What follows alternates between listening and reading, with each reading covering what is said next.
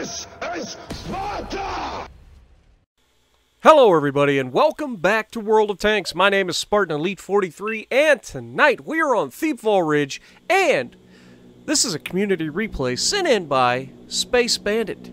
So, I'll leave a link in the description below as well as an annotation at the end of the video, so make sure you go over and check out his channel. We got Hybrid Zero in our team here. There's a little bit of a coinkydink. But we're in the Centurion Action X, a little bit of a tank that's made a couple of appearances lately. So apparently either more people are playing them, or I just happen to have quite a few people watching my channel that like to run it. It's a tank that I may end up having to go for eventually, because I like the Chieftain, and this is essentially a faster Chieftain. So, why not? I say that, I know it's not, but you get what I'm saying.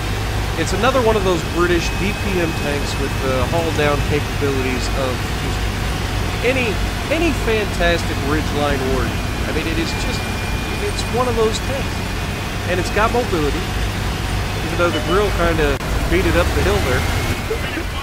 Oh, the grill, is he going to get a shot? Oh, he fumbles the shot on the bed, chat.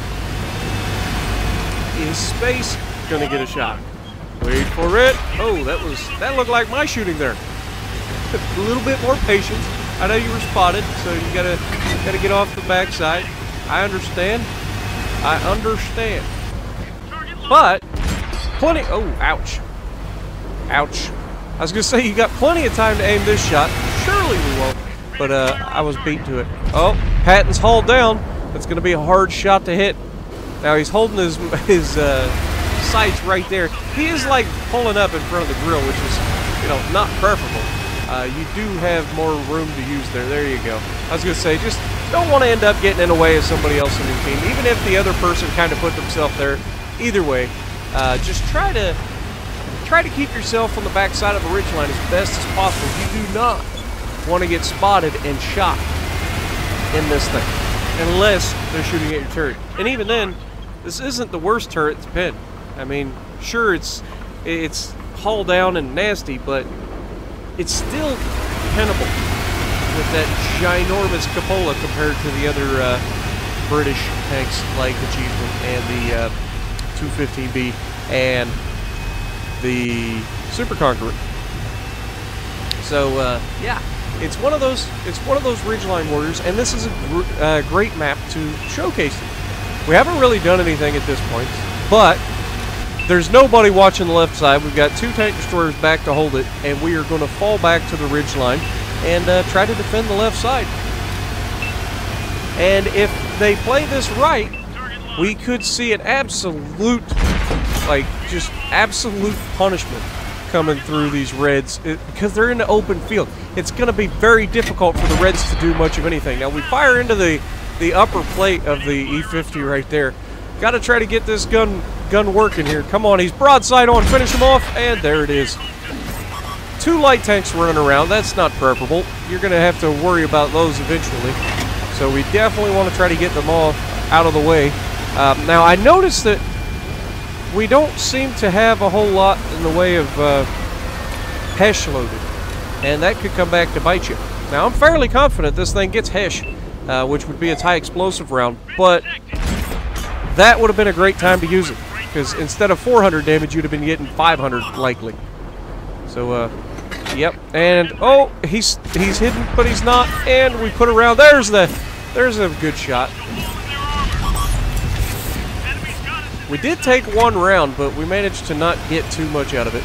And the light tank gets himself killed. So, who's on the other side? We've got an IS-7 in the wide open field. This is what I'm talking about. Getting these guys in this wide open field is just absolutely destruction waiting to happen.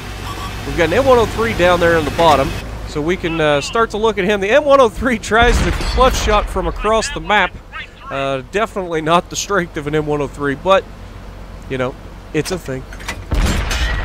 And we try to take an extra shot. The M103 was already moving, so probably not going to hit, but you're going to miss all the shots that you don't take.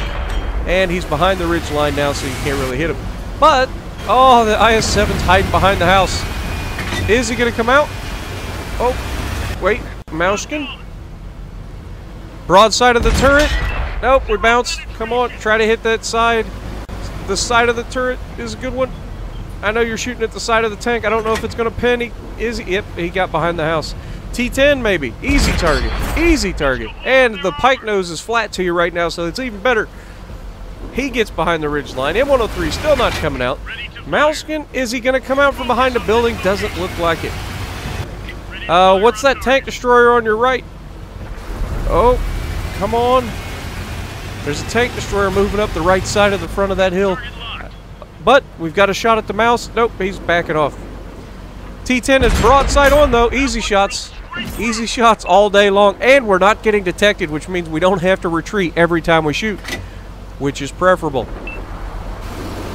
M103 gets lit up, but then this Bat Chat 12-ton comes back up to have some fun. We take half of his health right there, 400. And oh, come on. Are we going to hit the grill? There we go, 375. We've got heat loaded. Not sure why. I don't know. Maybe that's the Hesh. I'm not really up on the whole high explosive thing for the Centurion Action X. Maybe the premium ammo here is the Hesh, but I don't know. You guys will have to let me know in the comments below. I don't know. So I'm not going to keep talking about something I don't know. I know it gets Hesh, because all high-tier British tanks do, I believe. So that's a thing. But we have now lost our eyes. We are far and away from winning this match. We are down 5 tanks, and there are a lot of angry heavy tanks headed your direction. When we put around through the front of the Mouskin's turret, we've got a T10, M103, Mouskin all moving up the left side. We've got a tank destroyer over on the right hill, and we have got to do everything we can to try to stop these fellas. Luckily, they're content to sit and snipe at a distance instead of pushing up on you, which means you have the chance to pull this off. Can we take him? Now he is angling. Oh, but he squares up, and then we hit just into the gun mantle of the Mouskin. Now the M103 has pushed up on us, so that's not preferable. We're going to have to worry about him. But we're in a lot of trouble. Now the friendly light tank is over there capping the base, so that's a good thing. If we can hold these guys, there's a good chance we win the match. And we're starting to bring it back. The Waffle just absolutely unloading on them, but that's probably going to be the end of the Waffle, because once you dump that mag, it's game over. Now we did get shot at from that hill up there. We've got the Bat Chat. Are we going to hit him? Got him. 426. We've got an E75 down here broadside on. Can we? Oh, he's squaring up to us. Watch it. Bottom plate, right through it. 381. This is an intense little battle here, but the M103 still playing like a punk over here. If that M103 just grew a pair and started using the ridgeline like the Centurion's doing, this game would have been over. But he's playing on the backside of a ridgeline, not actually able to do a whole lot of anything. We do try to sneak around to the side of his turret, but the Jag has had enough. The Jag's like, I'm going to delete this punk. E75 squaring up. We try to keep him suppressed. He puts a round into the side of the Jag, and the M103 is a one-shot kill. He took out the Jag, but we take him down. Now it is a 4 versus 3. Now our guy's still capping the base, so we've at least got the guaranteed win. If we can't finish him off, the Mouskin gives us the side of his turret. Easiest pin in the book.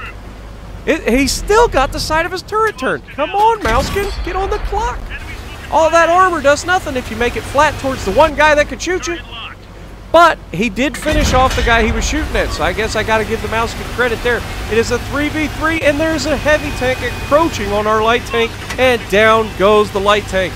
Hybrid almost pulling off the clutch ninja cap over there, but gets taken down by a T10. One of the few heavy tanks in the game that can actually use the mobility to get back across this map. Now, we've got a light tank still on the move over there in the center of the map. I would expect him to get into position to flank this Mouskin. If he could just get himself into a position to be able to shoot at this Mouskin, we could get rid of him. But it doesn't look like SpaceBANDIT is willing to stick around to find out. But it does look like the light tank is making his move. Is he going to be able to catch him slipping? Is the heavy tank going to be distracted by the light tank? Yes! We've got the back of his turret. Shoot the back of the turret! Please! Please shoot the back of the turret. He just killed the last tank on your team that isn't you. You gotta get those shots into the back of the turret. Now he's gonna get that armor round. He could potentially hit you. Is he going to? I'd say that's most likely gonna be a thing. We've got a hull down spot here with the dead tank. Can we put him down? Go! We track him. Come on, this is intense. Who's gonna be the victor? That giant commander's hatch is just begging for it. Oh, but we get the unlikely pin through the bottom plate at a ridiculous angle that honestly should not have pinned. But what do I know? What do I know? At this point, we are having a fantastic game. We've got 2 tanks left to take down. Plenty of ammo to do it. We've got 2 high explosive, and we've got 32 rounds of armor piercing. So, who's going to be next on our hit list? Now, the tank destroyer we know was close. The T-10 was on the other side of the map, but has the mobility to get back. So, if they're smart, they will come in together and mop the floor with the Centurion Action X. If they're smart. But we've already proven that they're not the smartest. Now, the T-10 did the right thing, got back and defended the base, and he's already back. Now, he's spotting him. Remember that tank destroyer's last known that I remember was up on top of that hill. So this is actually a very dangerous spot, but we do have easy pins on a T-10. So we want to try to take him down, and we do. Getting rid of the T-10, huge, because that takes the mobility. Now, I have no idea what the tank destroyer is, but we just got shot at from the center over there by the hill. So we know his location for the most part. But, again, I don't know what the tank destroyer is, so you've got to be careful here. We want to try to get to a position where we can use our view range to spot the tank destroyer without taking a round. And we are spotted. It's an E4. Oh, God. Oh, God, no. Why? Why would it be an E4? That is a huge gun looking at you, and you are in just absolute worst position possible. Luckily, using the mobility to get out of there. But now we know exactly where he's at. We know exactly what he's driving, and we have a ridge line to look down on him with. So, I would expect this to go very, very well from here on out. But we are pushing a little bit too far to the right. Are we going to get a good shot? We're not spotting. There we go. We do actually have him spotted. That gun's looking at us. We panic shot straight into the upper plate of the E4. That's not going to pin. But if we can use our mobility and take one hit on our way in, that E4 is toast. So, how are we going to do it? Are we going to be able to use our mobility?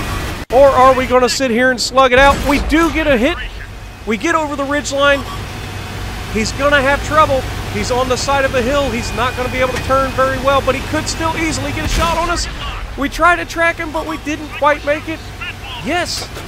Come on. Oh, huge hit. Tears our engine up. Luckily, large repair kit coming in handy. Come on, you got to close the distance. There you go, closing the distance. Getting into the backside. Now that E4 is in a world of hurt, and he knows it. Easiest kill in the books. All you have to do is not fumble this. You cannot afford to risk taking another hit. Just stay on his backside no matter what you do. Get that thing forward. Go, go, go, go, go. That gun can snap around at any moment. I know it's not the fastest turret in the world, but we managed to keep the backside of the E4 and put him down. What a game, Space Bandit. 5 kills, 25 pins. This is before the patch, so we don't know how much damage. How much was it, folks? It's over 9,000! It's huge, I can guarantee that. We end up with 35,000 silver, 9,144 damage, 5 kills, 643 assisted, 490 blocked, Mastery Ace Tanker, of course.